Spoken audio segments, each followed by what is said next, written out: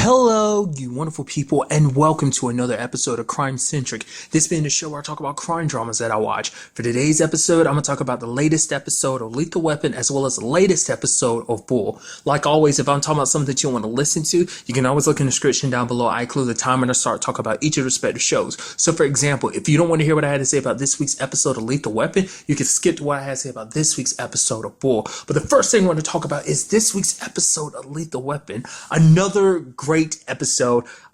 So glad we ended up getting Palmer back. Was not expecting that. I guess I should have expected, because she was a big part. Like, ever since she got introduced, like, she was constant recurrent character in the first season, but I just wasn't expecting it to happen. Just like, boom, she's in the second episode of the season, which is cool, because it's like they're trying to pick up like where her and Riggs left off, which Riggs he can't really bring himself to call her. But I love the whole situation, him talking to Cahill and everything, and she's like, whoa, it's weird, you're here, you're wanting to talk and everything? Okay, like, this is a little weird. He's like, yeah, I'm normal, we can all officially say that I'm fixed, I'm normal. And she's like, no. And I kind of don't like that word normal. He's like, well, fine, that's a preference of yours. And then at one point he's like, do you think I've gone too far? I was like, oh, do you mean just in the zone? Oh, yeah, oh, you're talking about in the past going too far, crazy? He's like, no. He's like, what caught me was him just saying like, no, like, I'm going too far normal, I'm too normal. And it's like, wait, what? Those words came out of your mouth? And even you almost see Cahill have to kind of pull herself out and be like, no, I wouldn't say that, but okay, that's what you're saying, but I would not be the one to say, like, we don't have to have any worries about you being too normal. So I really love that. Him the entire episode being like, hey, this is the new improved me. He's trying to act all rational. Even at one point, Murtaugh was asking him to cover for him. He's like, I don't think I'm really, the new me isn't really comfortable with deception. So I just loved it. And then obviously a big part of the episode is his back and forth with Palmer. It's so good. I mean, it kind of sucks at the beginning because it's like, he talks to Palmer and everything. It's like, well, she kind of got screwed over because of the whole him and Flores situation. Where it's like, well, we know you gave that file to him. So she kind of got the backlash from him kind of going all wild and crazy cowboy. Obviously the entire time, because he was just constantly like, oh, maybe we should, do a joint operation with the DEA, because any excuse just to see her, just because he can't bring himself to outright call her, just because I guess for him it's like, like the whole, like, because as we saw last week's episode, he kind of put his past a little bit behind him. So it's going to be interesting seeing him going forward with this whole situation, because it is him going kind of back into the dating world a little bit. So I mean, out of any woman he's crossed paths with, obviously there's chemistry between him and Palmer. We as the audience can see it. Everyone in this show can see it. I mean, obviously that's just talking about that. I mean, obviously talk about like the main episode itself. Basically, this all started with like a plastic surgeon who ended up dying, which is connected to like some mobsters who are trying to track down the lady he performed plastic surgery on, because that lady ended up stealing like a shipping manifesto, like a shipping manifest where they like where their shipments go, and because they're shipping drugs and stuff like that.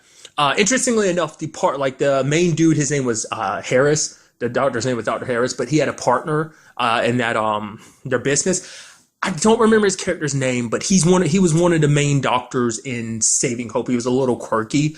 That just immediately where my brain was, you're from Saving Hope. It's just, my little thing I have to do it every once in a while. Even the main guy in the episode, I think his name was, it was something with an O. It was like, I forgot, the main bad guy in the episode. Seen him pop up in so much stuff, which is interesting. You have him being a mobster, because like, if you remember, like on Arrow, he played kind of a Russian mobster, so it's kind of, I don't know, I just immediately was like, oh, that's kind of, nevertheless, that's me doing the whole acting. And moving on, nevertheless, I love the circumstances around the lady. Her name was Sarah. It ends up being revealed that, like, obviously she ended up killing Harris because he was going to, he was extorting her, would have like, he was blackmailing her and be like, oh, I'll tell this dude that who you really are and stuff like that, which is like, because I love how she's like, wait, you're letting me go? Oh, I thought you guys were asking me questions because you were asking me because I'm the one who killed Dr. Harris. And it's like, wait, what? I just caught me off guard. I can't believe, I mean, I guess that shows you somewhat how honorable she is, to the point that she would actually point that out, but I guess she already thought they knew, so she was like ready to give herself up anyway, I guess was the whole point of that. But nevertheless, going back to it, the whole back and forth between Riggs and Palmer, I even love the whole situation of like them fishing for information from each other and being like, him on the phone, got her on speaker. You have Scorsese being like, whoa, don't answer it too quickly. And you have Avery being like, yeah, play it a little casual. And then Riggs is super casual. He's like, okay, you're being too casual. You have Roger being about like, wait, what is going on here? Because they're almost giving him like foreplay tips, which he refers to their kind of thing as foreplay. It's like, no, what you have to do is you have to reel Palmer in with something that she might want, and you tease her with it. It's like, okay, this is sounding a little like, this is almost like foreplay between y'all. And then like Riggs had to be like, telling Roger, it's like, you don't know what foreplay is. You have Avery looking at him like, ooh. I also like the fact is that Avery joined Riggs at one point during the episode, and it's the whole time while Roger was going to that facility to get a massage and everything, and he's coming out like, oh, was that Palmer taking our only suspect? It's like, where were you? And why do you only have one shoe on? Why are you so focused on me? We should be focused on Palmer, so despicable, notorious, and just conniving, stealing our suspect like that behind her back. And Riggs is just smiling like, yeah.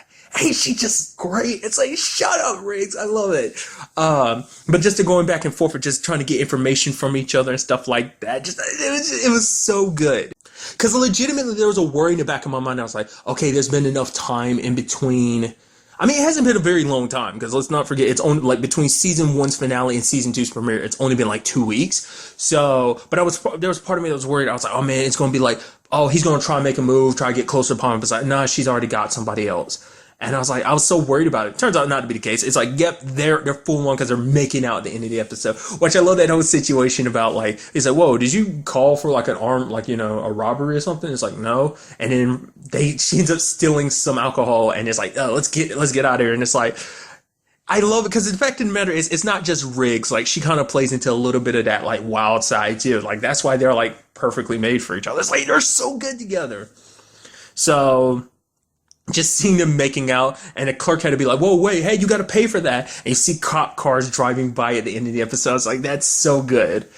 That's Riggs' side of things. There's also Murtaugh's side of things, where he's dealing with the whole fact is that RJ's moving up. He's going to college and everything. Which I love that whole conversation where, RJ's like, I could come back home, this way I don't have to move out. Hey, I can be here. Come on, Dad. Like, oh man. So, just basically trying to con, Roger into letting him stay, and Roger's just like almost buying into it. He's like, oh, well, that is true, that's true. And Trish had to step in and it's like, nah, cut that out. Stop trying to con your dad. And Roger's like, yeah, you ain't gonna con me. Which like, it almost worked. Because it seems like it's a combination of like, the fact of the matter is their children are growing up so quickly. It's like Roger's already heading off to college. Their daughter's gonna be like that soon enough. It's like, we're gonna make sure our last child is like, she's gonna stay home. We're gonna lock her down. Or we can end up having another one, but it's just like, it's that sweet moment of just like, our babies are growing up. We need to keep them here. Trish being the more responsible parent, it's like, no, let them go. They need to leave the nest. It's a good thing for her. She even like kind of talked to RJ about it, because it's like, I love that story about her own dad being like, oh, like, here, I'm gonna drop you off at school you be here a week. Then if you really want to go, you call me, and if you need me to pick you up, I'll pick you up. But she immediately like ended up like not calling him for like a month. Because she just ended up enjoying college so much because of the experience there. She was nervous and worried because it's like, oh yeah, like life is kind of taking those steps forward, and it's kind of like, oh, your best times are behind you, having fun and being able to chill, relax. Like, because it's like when one stage of their life ends, another one begins. And so like, this is RJ kind of stressing about that new chapter in his life too, much like his parents. Obviously he's stressing about it kind of differently than his parents, because like I said, the parents are like, oh, our little baby boy is growing up. So, but what I really love the most is Trish is the one, it kind of flips, because obviously she was the more calm, cool, collected one. Roger was the one like, oh no, let them stay here, probably that's the best idea. And it's like, you have Trish being like, no, oh, this place is co-ed, no, he's not ready. I mean, come on. I mean, the fact of the matter is this and that. And it's like, I was like, that's so adorable. It's like at the last minute, and she's like tearing up and everything. It's like, because it became all too real in that moment. It's all fine and dandy, but now she's actually having to send him off and everything and saying final goodbyes. And she's hugging him. And it's like, go ahead, let your mom go. It's like, I'm trying. And she's holding on and everything. And Roger's been like, hey, don't look back, He's not that good of a son for us to be, spending so much time worried about. So it's just, I don't know, it was just kind of a beautiful thing. I do like how they operate like that. Like, sometimes it seems like Roger could be like the very, like, the dad that's very extra, but, Trish can be the mom that can be very extra too, It's like they enter Papa and Mama Bear mode kind of a lot. So, I don't know, it's just kind of a beautiful thing. And It's also kind of interesting. Well, I mean, honestly, probably like high point of the episode is when Roger kind of ended up killing the bad guy with a hook that was on Avery's boat because his significant other Todd kind of convinced him like, yeah, get a boat. I mean, not necessarily what I'm sure Avery had in mind for it to be used for, but hey, it came in handy very much so in this particular situation because, you know, the whole like Palmer going undercover and everything like that. I almost forgot about like during that whole Palmer and Riggs talking over the phone situation, and like Palmer was like, "Whoa, Riggs, what are you doing? Are you running to get to Bailey's desk?" It's like, "Oh, we'll talk to you later. Come on, Bailey." Everyone's like, "Bailey, Bailey." She's like, "All right, stop." I just love the fact is that even Avery was joined in on it. Oh, it's so good. Like I said, because I love that too, because I feel like Avery played into that dynamic a little bit too. Like obviously you have Riggs and Murtaugh, but Avery is a little bit of an element to that combination too. And I feel like they played it up last season, but I feel like they're really playing it up this season because obviously the deputy chief, I forgot her name. Her name's Gina, but I was thinking of her by her last name, but I forgot what it was. And I've made a point to remember the actress's name. Is her name like Michelle Hurd? Is that it? I think her name's like Michelle or something like that. I'm so mad at myself because I remember seeing her name. I can't, like, she's been in so much stuff. She was in the A&E show, The Glades. Obviously, the most recent thing she did was, she was in Blind Spot. Spoiler alert. She played Shepard, Roman and Jane's, mom. Which is so cool to see her in this, because it seemed like, because I remember seeing some stuff about her joining the cast of Lethal Weapon, so it seems like we're going to be seeing her a lot more often, especially because of the way the episode ends with basically her taking Avery's office, which is interesting, because I love her being like, yeah, after everything I've examined, yeah, the Roger and Murtaugh situation is a problem. It's not just Roger, it's Roger and Murtaugh, and not just them, it's you two, Avery. You're all kind of the problem here. So I just, a lack of leadership and stuff like that. I just thought that was so good. And also, like, the fact is that Roger was like, Riggs, we got to worry about this. It's like, worry about what? It's like, she's here.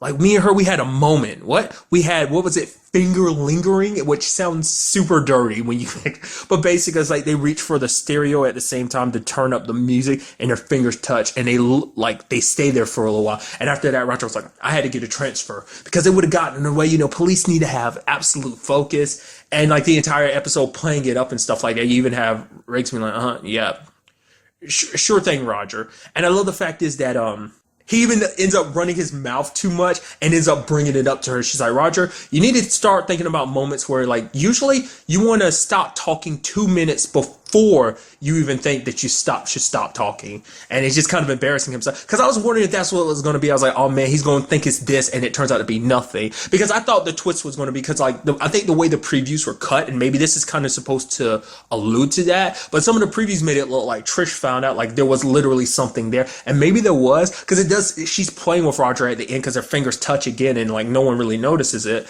but he notices it. And then she starts humming the song, was it like Earth, Wind, and Fire? I think the song was called September. She starts humming it. She's got a smile on her face. And Roger's outside the room be like, what? So whether there's something there or not, I don't know. I'm very interested to see what she brings to the season.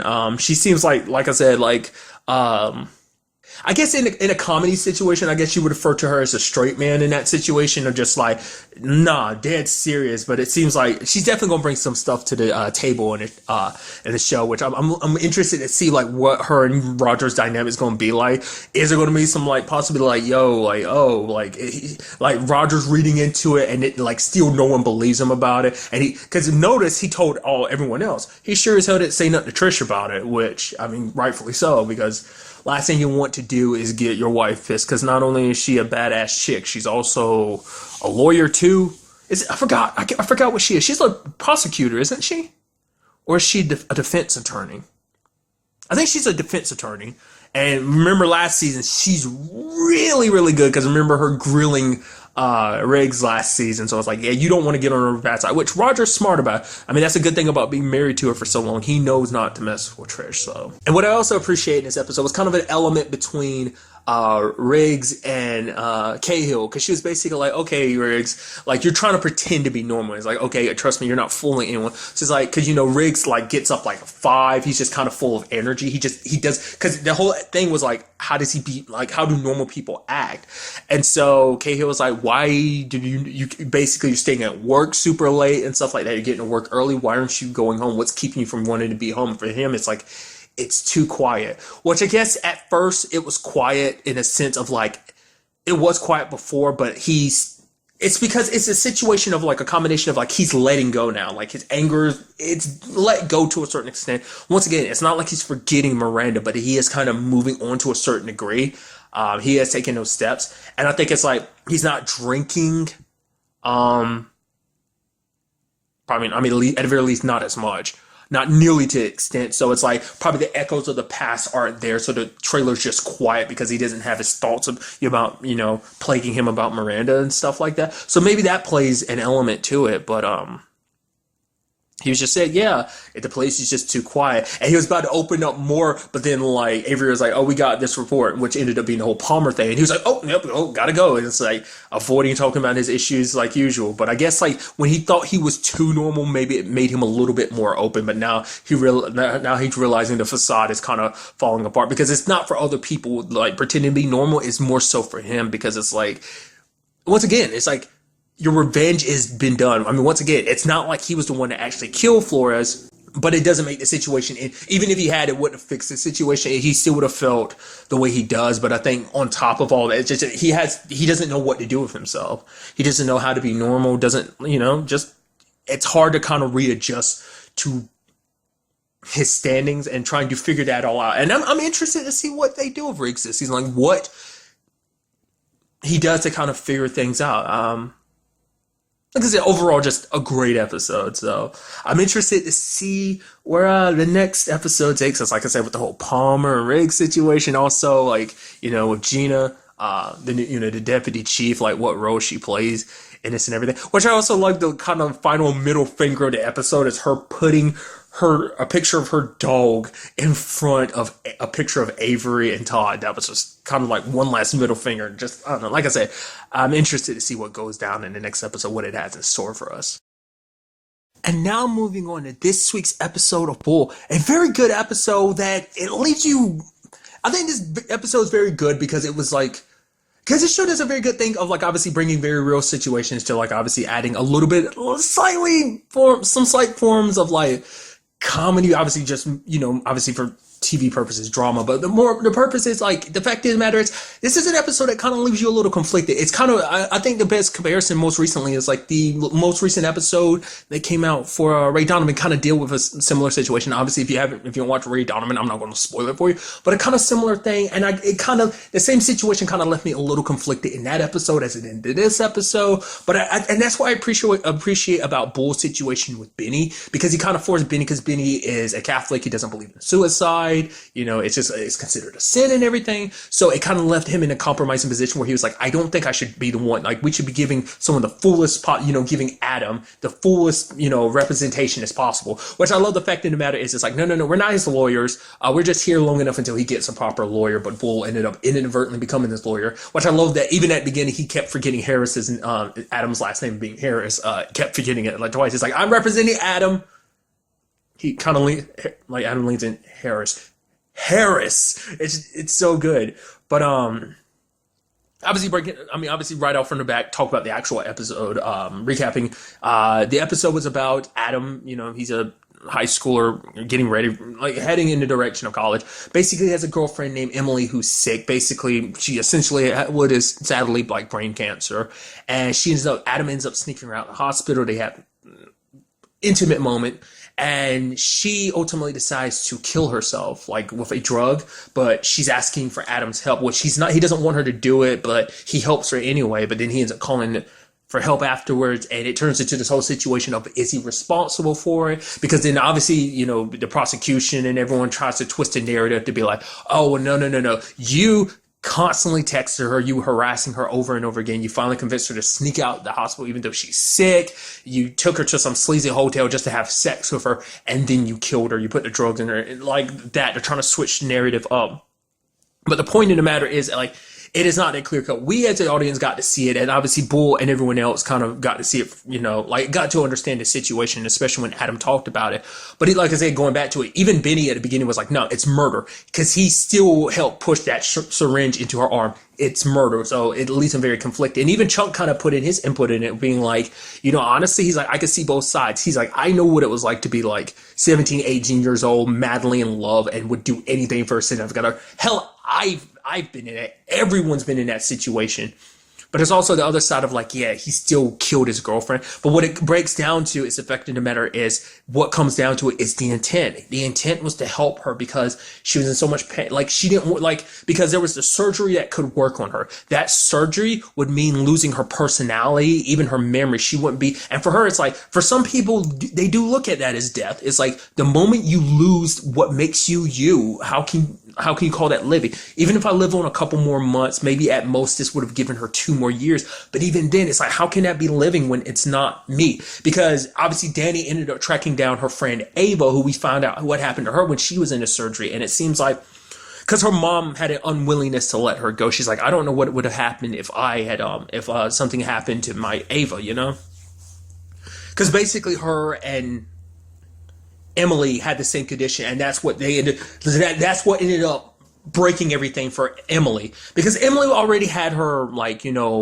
she didn't like the idea of the whole surgery, but even more so when she saw Ava, who had gotten a surgery, what it did to her. She was just sitting in a wheelchair, and it just seems like she wasn't there. Like, it did some brain damage. It saved her life, and like, I'm sure on one side of you is like, well, as a parent, you're like, okay, well, and not even just as a parent, as a person, you're like, well, that's fine. And Danny, that's all that should matter. But at the end of the day, and it's something that I kind of commented on Ray Donovan. Once again, it's a situation, like I said, I appreciate, because I feel like out of anyone, I feel like a lot of people can sympathize with Benny. Even if you don't come at it from a religious angle, there's still that side of you that's like, no, just live.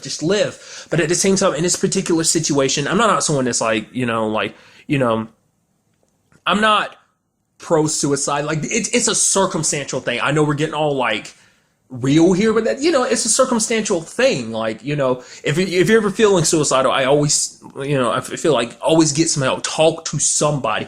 But this is a situation where, like, ultimately it's a medical situation, and to me there's a different, like, it's a different beast all in itself. That's how I look at it. And so at the end of the day, I can't tell someone how to live their life or like when to end their life. The fact of the matter is, and like I said, it's something like I kind of argued a little bit with because of Ray Donovan, like what went down in that episode. And I kind of felt the confliction in this episode, but it hit me what, Benny ended up saying. He's like, at the end of the day, it was her choice. She made that choice, because everything that, like, the idea of sneaking out with Adam, going to the hotel and actually getting the drugs, she did that herself. Because the interesting thing is, because obviously out of anyone, her mom was her biggest person to be like, no, live, get the surgery, you can live. She's blaming Adam, kind of throwing everything in his face about him being a drug user, because he kind of got, I think Oxy was kind of his thing, because he ended up getting hurt and he took a whole bunch of Oxy pills and started liking him. But he's clean, other than that particular incident when he was like in his sophomore year.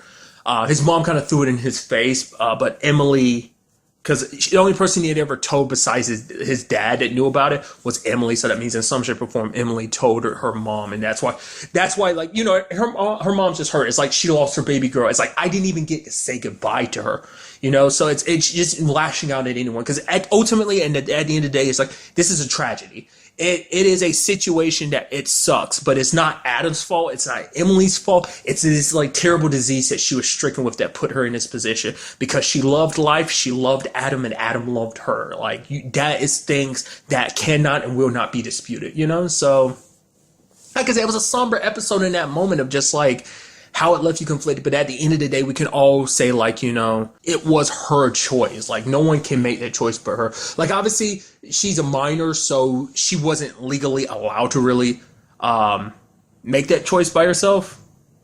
Is she considered? I think she's still considered a minor, because that was the whole thing about, like, she was very vocal about her, like, being like, she's like, no, I want the surgery. But obviously, like, the people who had the last say so in that position were her parents, because in that particular situation, it's like, they have essentially power of attorney over you in that particular regard. But I think this is one of those situations where it's one of those situations where you as a person, like, because even at the end of the day, Benny's like, he still doesn't 100% agree with the fact that Emily took her own life. But the fact of the matter is, it's still something where he can look back on it and, he can look at it from a different position. So arguably, you could be like, okay, that's why Bull kind of pushed him in that regard. And that's why Bull always pushes everyone on the team, because he knows what they're capable of. He knows that Benny's the best at his job, and he knows that Benny would have been the best option to represent Adam, a kid who doesn't deserve to have the rest of his life thrown away for the fact of the matter is of doing something to help. Screw the consequences,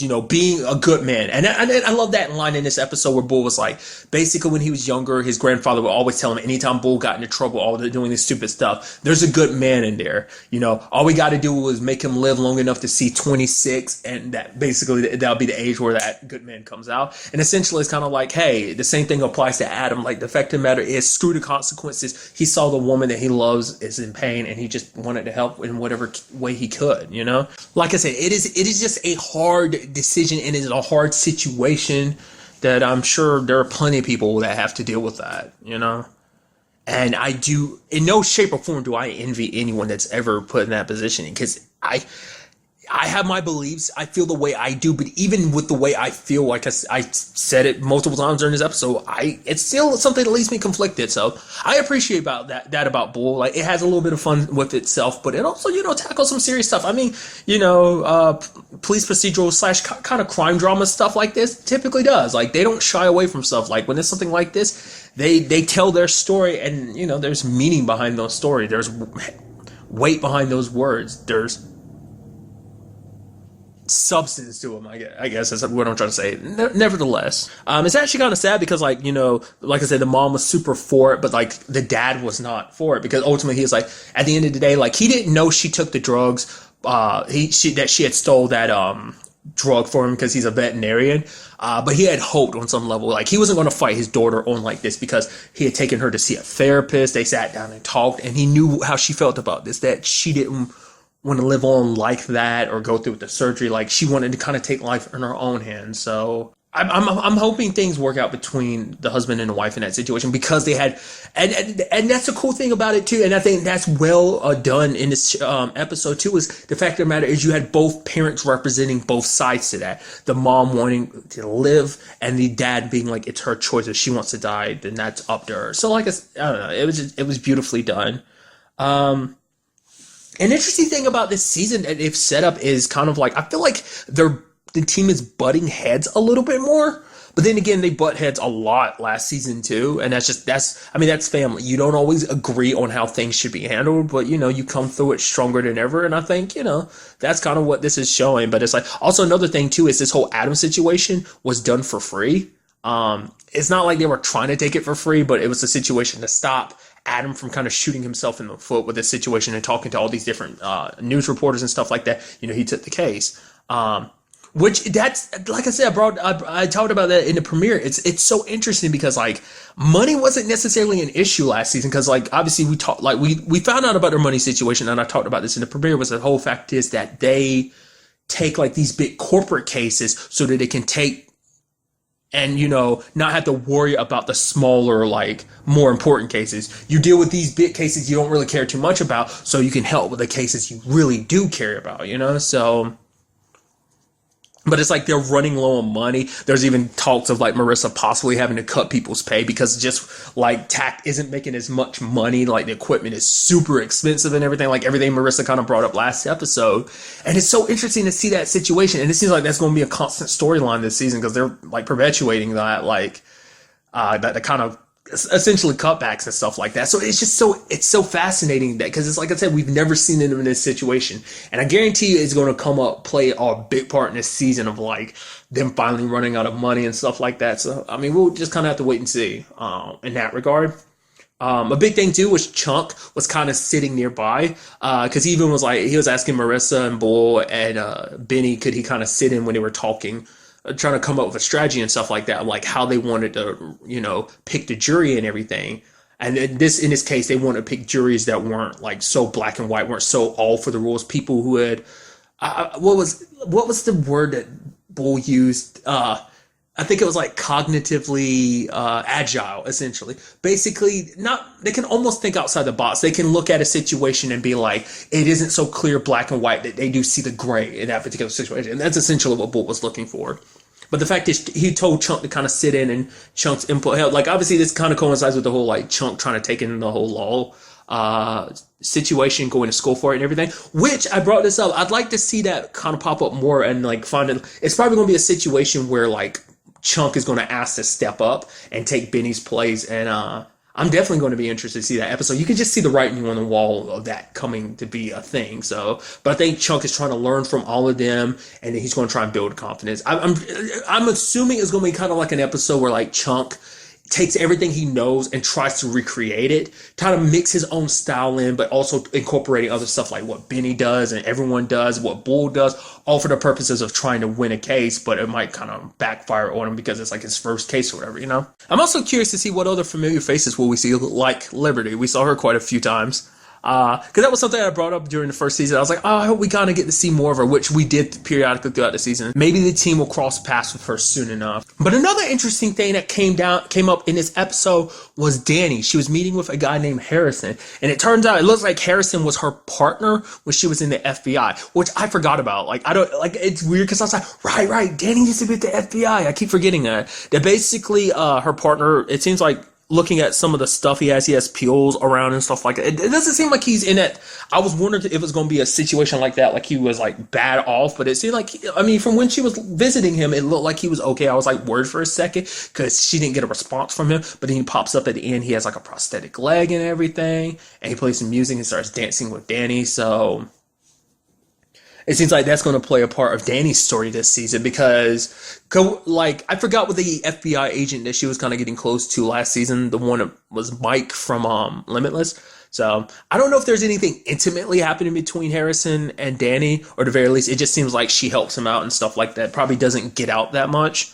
Just because of his particular situation. Like one of the reports was reading like, oh, a cop was shot 3 times during like a big drug bust. And like I said, you see a photo of Danny and him. So whether there's anything more than them just being partners, whether it was partners and then there was something there, but nothing ever happened. And maybe this could be potentially something happening, but she doesn't want to overstep her boundaries and maybe he doesn't want to either. Like, I don't know. It's a situation we're just getting introduced to. Because I don't know if Danny ever really talked, because Danny hasn't really brought up too much from her FBI days. Some stuff has come up, obviously, like referencing, Mike from Limitless, the actor who played him, like their whole situation. Plus, there's that case that we kind of learned a little bit more about Danny's background, that wife who blamed Danny for her husband getting locked up, that whole situation last season. So, I'd love to kind of learn more about that whole thing. Like I said, I'm liking the direction they're taking in season 2. Obviously, they're continuing that of season 1, but it seems like they're throwing a little deterrent here and there. Like I said, they seem like they're bumping heads more, like things aren't as smooth sailing. It even seems like there's points where Bull seems like he's even more agitated, more so than normal. I feel like he's more calm, cool, and collected in the first season, but I think, you see him opening like mail with like a letter opener and stuff like that, and just kind of being upset, snapping at Benny. And, like I said, like he snapped at Danny last episode for missing something, so it's kind of like this money situation has probably got him a little stressed and everything. So trying to keep everything in order, trying to keep, I guess, from a surgical standpoint, like keep the bleeding from, I know where I was going with it, but I'm just going to drop the metaphor. It's not worth mentioning. You get what I'm saying. So I'm interested to see what they do for the rest of the season and just, where everything goes from here in the next episode. But really, that's all I wanted to talk about in this episode. Till the next time we meet, be happy, be safe, live life to the fullest, and enjoy it. Good day and goodbye.